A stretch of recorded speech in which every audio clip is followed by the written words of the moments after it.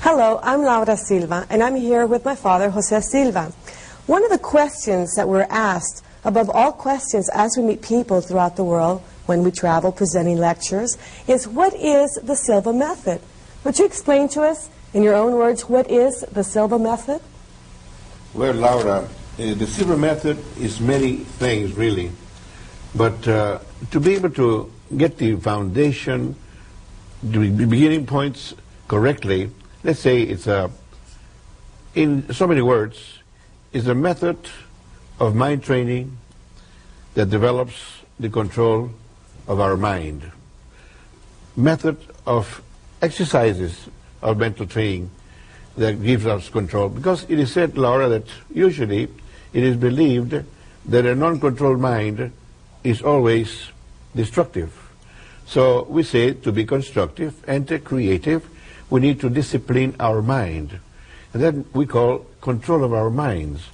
When we say mind control, Laura, we mean our own self-mind control, not somebody else's minds, okay? Self or outer mind control. So it's a series of mental exercises, mental gymnastics, whereby we develop the faculty of visualization and imagination to be able to better control our minds. That's what it means. So what you mean is mind control actually could be also explained as mind development. Well, actually, when you learn something that you can do with your mind, you're developing your mind to delve into other things, yes. Okay? So in order to begin to explain this, Laura, we need a little history, because actually people would like to know, how did you ever get started on something like this? Okay? So to begin with, the first experience that I had was when I joined the service. When I was drafted, at the time I was married with 3 kids. And talking to a psychiatrist, this man attracted my attention. I observed the man talking to other people, questioning other inductees, and he attracted my attention because I felt that the man is asking silly questions. And I wondered, being a lieutenant colonel, I could imagine the salary he's getting. To ask silly questions, I wonder what field is he in. What kind of silly questions were they? Well, when it came my time, the first question was, you see, I'm 30 years of age, married with 3 kids, and he asked the question, do you wet your bed? I thought I had heard wrong. How was that, sir? I said, do you wet your bed? You mean at night? Well, anytime. Well, I didn't know that 30-year-old people wet their beds, you know. I said, no, sir, I don't wet my bed. I wondered. I thought it was silly, the question, you know. Then the next question was, do you like women? And I said, what the heck's going on here? I said, I'll answer the question, sir, in this manner. I'm married with 3 kids. You figure it out. How's that, huh? And I said, what field are you in, really? What are these silly questions? He said, well, they may sound silly to you, but there's a reason for it. I'm sure there is, because the government would be paying you the salary that I believe you're getting just for asking silly questions. You're right. Then I'm asking the questions. How did you ever get interested in such a field? And he said, well, it's a long story, but they don't care which way the questions and answers go. They want to see if it makes sense either way. See? I'll figure that out later, of course. So then he said, you look this book up and read it, and you will know how I became interested. And he gave me the title of the book, The History of Psychiatry. Now, that was the beginning of me getting involved in the study of psychology. That's how mind control started, really. It seems like you've always had a very inquisitive and mind looking for information. I've always been like this. Curiosity, they say, you know. What makes a watch tick, you know, this kind of thing.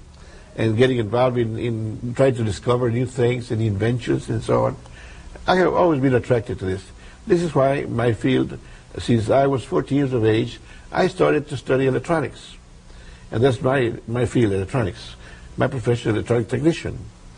So this is how I began looking into the field of psychology, studying on my own as a hobby.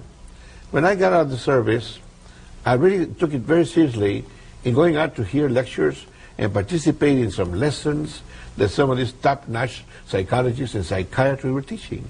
Just to sit in and hear these people. What are they teaching? How do they get started, you know? And I continued to study psychology. Along the study of psychology, I came across the term hypnosis. Now I wanted to know what that is. So I started to look into it, investigate the field, and I studied on some of the big names in the field of hypnosis and hypnoanalysis. I became proficient in it to be able to hypnotize, they call it, to cause the individual to enter a state of mind whereby the person can go or could go through surgery without the use of chemical anesthesia. And that's as deep as you can hypnotize anybody. So I became proficient in that. But then again, kept on studying psychology. Along comes the term parapsychology. Now what is that? Parapsychology. I investigated the field and found out that organizations with the people, some scientists, top high-ranking scientists, interested in the extraordinary mental faculties of human beings. That whenever they heard about an individual that had this extended sense perception type of mind, they would bring him into the lab and to test him, to figure out what makes him tick, you know. I figured at first, I thought, that maybe these people also could teach people how to develop the faculty. In talking to Dr. Ryan, one of the top parapsychologists in the world, he said, no, there's no way you can develop it. It's something that God has given us, God-gifted individuals. Some have a lot of it, some have very little of it, some have none of it at all. Well, it didn't make sense to me. I figured, I don't think God discriminates, you know, to give us more or something that doesn't give others the same amount. Well, that was my own thinking, anyway. But he stuck to it. He said, you cannot develop it. It's something like the IQ factor. You cannot develop the psi. It's called psi factor. The intuitive factor is the same name for it. To be able to sense information with your mind as compared to sensing information with your biological senses. So this is I got pretty involved in parapsychology, but kept on studying the field of psychology. I came across the term electrocephalography, the electronic equipment to measure brain waves.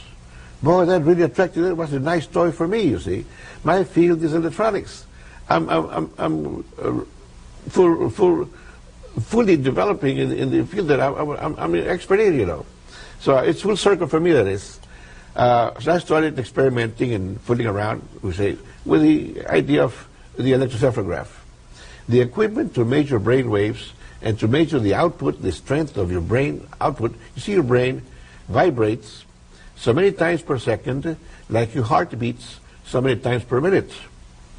And the brain prefers to function more than 5, 10, and 20 vibrations more than any other vibration.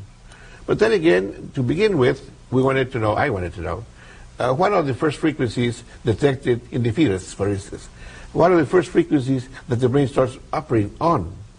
Well, I found out that you could measure brain waves in the fetal stage, even when the fetus is in the mother's womb, before being born, you see.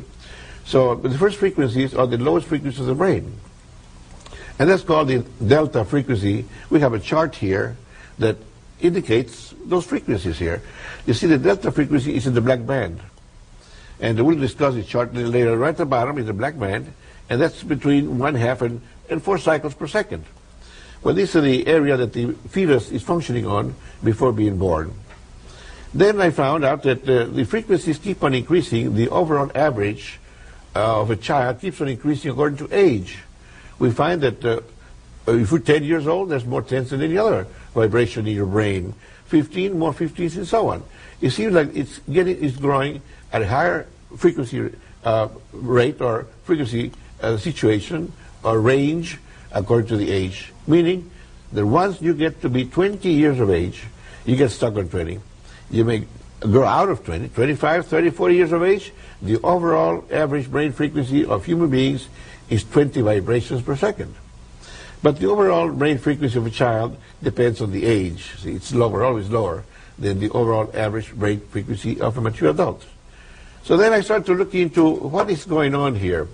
Our human development, we call it. The child grows in cycles, and they are called 7-year cycles of growth. Every 7 years is a different dimension for growth, we say.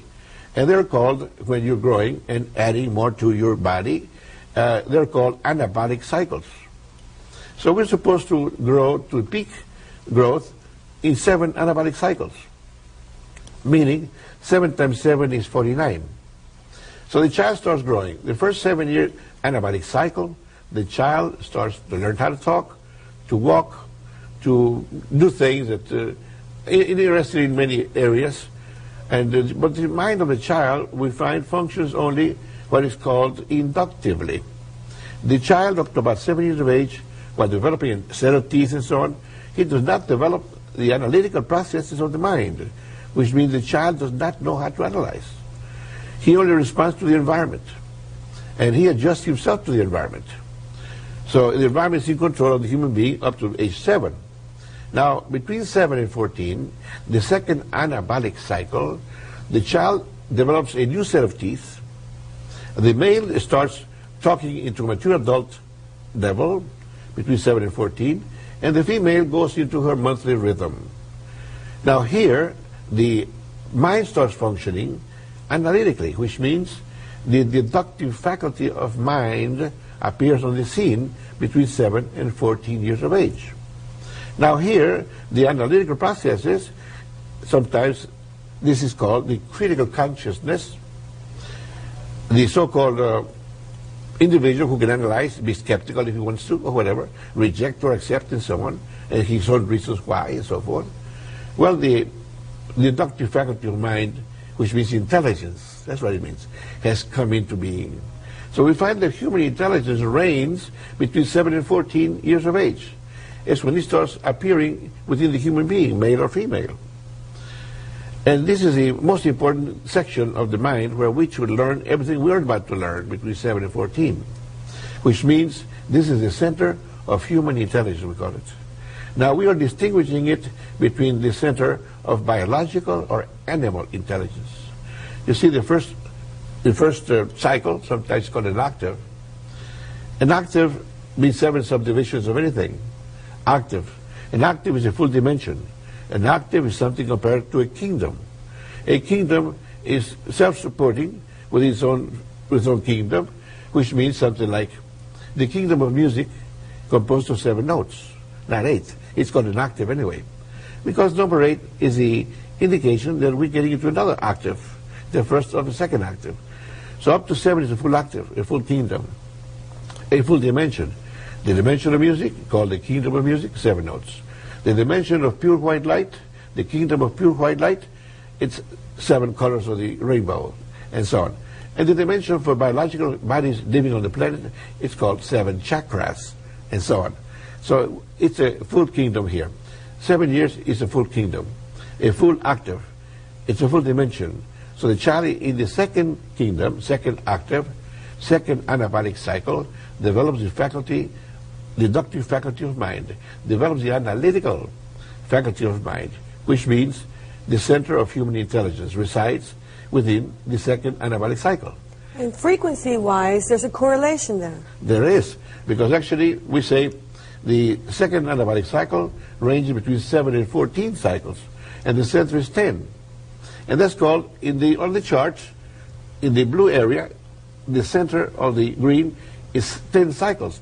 It's called the alpha dimension or kingdom of mind, see, of brain activity. So this has become very popular now, because now we understand where human intelligence functions. The center of the brain frequency spectrum. Our full spectrum on the average is 20 vibrations. 10 is the center. Well, here, Laura, is a connection to the right brain hemisphere. We didn't know that. And the right brain hemisphere, when we are not able to use it for thinking, we call it the subconscious. So this is why people and scientists are saying that what we're doing is teaching people how to function consciously within the subconscious. So what you mean is that there's many people walking on this planet who only function at a certain frequency of brain, which is probably a high frequency of beta, without learning how to use the subconscious consciously, and only actually using part of their brain or their human potential. Only one brain hemisphere versus 2 brain hemispheres. That's correct. In other words, on this chart here again, we have in the blue area, the beta region is called. You see, those names, those words, the terms were selected by scientists. It's the Greek alphabet, we know. But they're not in the proper order of human development. They're in the order of how they were discovered. So because at the time that they were looking into the brain, the equipment was not so sensitive, not so sophisticated as you have it now, and the only frequency they could detect was the strongest one of the brain. So the strongest one was the alpha. This is what I found out later too in my own research, you see. So here is the second anabolic cycle. In the first anabolic cycle, this is called the level of animal intelligence. All animals function within the first octave between or within the first anabolic cycle between 1 and 7 cycles per second. So animal, the center of biological or animal intelligence is 5 vibrations, but the center of human intelligence is 10 vibrations. And at the 10 vibration point is the connection to the right brain hemisphere. Now we keep on developing, and humans, I have found, in the research that I've done here, that on the average, about 9 out of 10 human beings bypass the connection to the right brain hemisphere. And in the third anabolic cycle, which reaches up to 21, they get stuck on 20. And actually, they do all their thinking and acting on 20 vibrations of the brain. When it seems like that we should learn to first do our thinking on 10, the second anabolic cycle, and act on 20, the third anabolic cycle. Now, these people, 90% of humanity, are thinking and acting on the wrong dimension. They're thinking of the dimension they should be only acting. The thinking dimension is where human intelligence resides, the center of human intelligence in the alpha. So we should all learn to do our thinking at alpha, the center part of the brain frequency spectrum, and do our acting on the 20, at the top limit of the range. In turn, using more of our human potential and human faculties. It seems that the alpha region that you speak of is not only the area where we can then trigger right brain hemisphere function or use more of our brain and mind, but it's also the most synchronized, I believe I've heard you say, and the most strongest or the strongest of all the frequencies. That's why it was detected first. Okay, in research, when I said that the brain prefers to function more in 5, 10, and 20, my curiosity was, which of the three is the best? Can we say that? And how can we go about saying that it is? So I figured, well, let's say, being orderly or synchronized.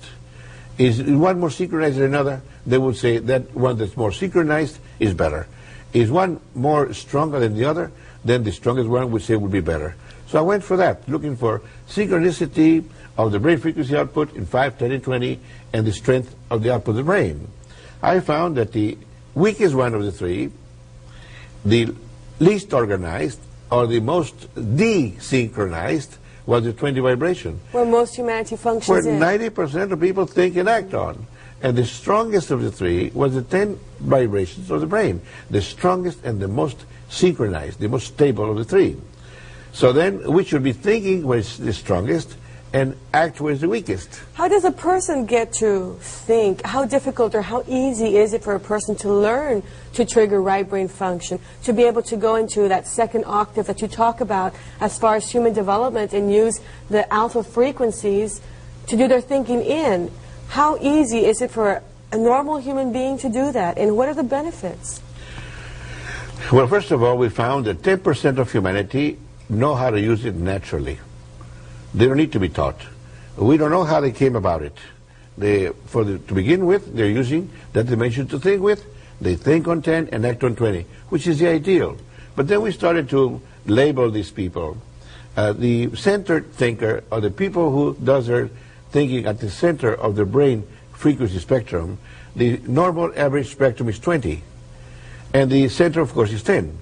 So those who do their thinking on 10, we call them centered thinkers.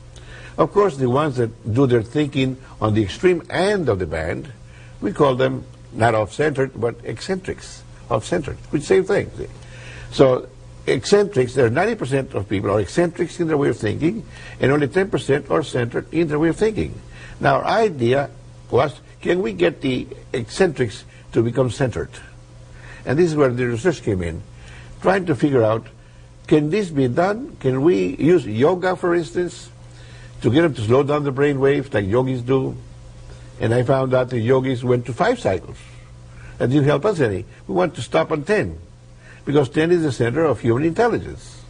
A person going to 5 is like a person being 5 years of age, his mind functions only inductively. They don't have the analytical capacity or faculties there. So looked into the Zen type meditation. Again, we couldn't use it because they went to 5 again. Everybody wanted to go to the deepest levels. And so did transcendental meditation and hypnosis, all went to 5. I couldn't use their systems. It was too deep. There was no analyzing being done at that time. There was no freedom of mind, perhaps? That's correct. The individuals just enter that dimension. They call it passive meditation, and they wait to see if something comes to them. They cannot activate their minds to analyze or look into anything, try to find answers to problems, for instance, because that's mental activity. If they activate their mind, they get out of their level and come out to 20 again. So they couldn't do it. So we didn't want that. We didn't want to lose the faculty of the deductive faculty of mind, the analytical processes. We wanted a system to stop on 10, not on 5. So we started to investigate and started working with individuals. I told Dr. Ryan that we had developed one individual that could do this. Dr. Ryan wouldn't believe it. He said, "You're fooling yourself. There's no such a thing. Maybe that person that you work with had the ability already, and you thought you trained them." And he could be right. We didn't pretest. We didn't know about pretesting then. So then we trained from 1944, for instance, 1953. From 1953 to 1963, we trained 39 more. Individual what dates trained. were those? Huh? During what dates? Between 1953 and 1963. We trained 39 individually trained. We knew we could do it then, to get them to stop on 10. So the Dr. Ryan still wouldn't believe it, see. But then I started working with groups, 20 people in the group, 20 females, 20 males, 50-50. Between 1963 and 1966, I trained groups to see how long would it take. Oh, can I train a group instead of a person individually? We found out that we could do it. So then this is how we got started. You're talking about 1953, and you're talking about first being exposed to the idea of brain development or of mind use and mind faculties back in the 40s. It must have been very challenging for you getting into areas of mind development such as hypnosis and parapsychology, which seemed to be things that were so unknown at the time. And how did the public react to that? How did the people react to you getting involved with such We're here in such Laredo. areas? They thought I was working with the devil. And religions wanted to excommunicate me, my own religion, thinking that I was working for the devil, you see. It got to a point that they didn't know what I was doing. They said, how can you judge something that you don't know that's being done?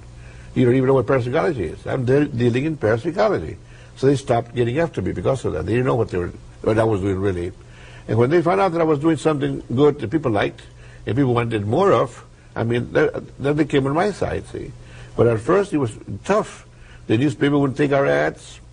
On Sunday Mass, they would say, don't go over there where we were practicing because that's of the devil, you know, this kind of thing. So we had about 10 years of that until finally we got over it. That was about in the early 50s then. Between 1944 and 1953. But then by 1966, we came out to see if people liked what we had and would pay for our services because we were spending too much time and money in research. And then we wanted to give it a try. And we were invited to Wayland Baptist University to lecture on what we had discovered. And they liked what we had. And we created some projects here that they went for, and they wanted more. And then from here, people started to talk about it, what they were doing at Wayland. Amarillo heard about it, Lubbock heard about it, and they invited us to come lecture for them. And then finally, we started to put the class together to teach people because they wanted to be trained. A group of people wanted to be trained. So can you teach us what you taught over at Wayland, what you talked about? Yes. Will you come and teach us here? That's how Mango got started. The first paying class, in other words. And now, at this point in time, you're worldwide with millions of graduates throughout the world who are successfully using the method. Can you imagine that? You went to Wayland Baptist University to lecture. What is your educational background? Well, my educational background, we need to talk about it a little later on because I have none. So it may cover a couple of seconds to explain. I've never been to school. I've never sat in class. I have not learned my ABCs in English or Spanish. And luckily, I have learned to read and write the Spanish language and to read and write the English language also.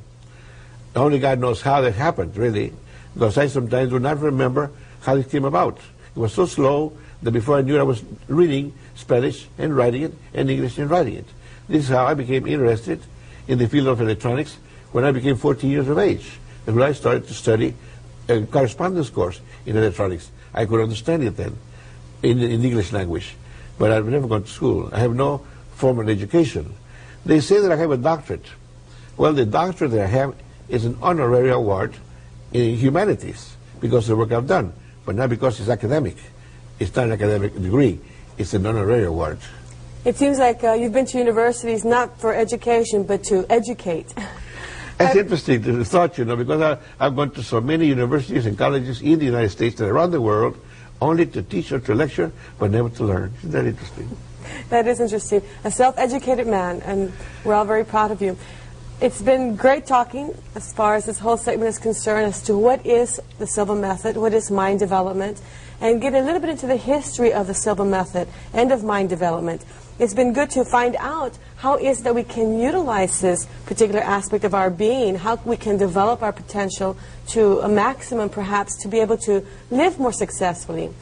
It's always been known to me that the underlying goal of the Silva method is problem solving, to solve problems, not to create problems, but to solve problems. In this way, the Silva method and what we learn as far as using more of our mind, more of our abilities, more of our human potential can actually assist us in that drive. And this is something that we will continue to talk about in future programs. That is correct. We want to, how are we using mind, for instance, in health, in education, in religion, in many applications, yes. Mind is a common denominator. Educate the mind and you educate humanity in general, really. We'll talk more about what the mind is, the definition for mind, and get ideas as to what are we talking about actually when we say these words, what we mean as far as these things are concerned, and find out more about ourselves and be able to develop our abilities in a more keen way to be more productive, more successful, happier, healthier human beings. That's right. And God gave us the power to do so in the faculties also.